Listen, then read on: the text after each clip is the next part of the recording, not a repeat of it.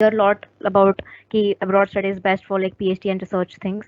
So should I stay in India or should I apply for abroad colleges? And I think the most important thing to remember is a PhD is only one more stepping stone in your educational journey. So the topic that you do during your PhD is unlikely to decide what you will work on for the rest of your life. So it is the learning environment during your PhD that really matters. And for that, I think who is your PhD guide and which is the institution you do your PhD in really matters.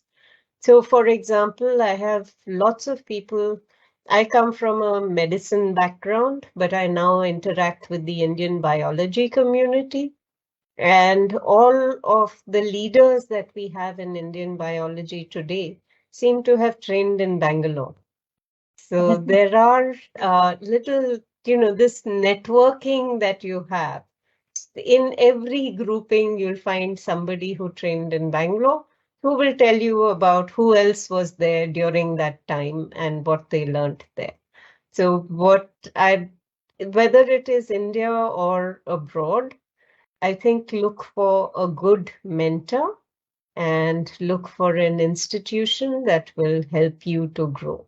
It is not impossible to make a career in India with a PhD from India. There are plenty of examples of that happening. also like what are Exposure the to the West, exposure to the West is also good because the one thing that I found when I went to the UK for my MRC path was I was uh, really quite worried that I wouldn't measure up, that people who had had all their training in the UK would be much better than me. And I found when I was doing the MRC path is that actually in India, the level of competition that we have among our young people makes our young people among the best in the world in any case.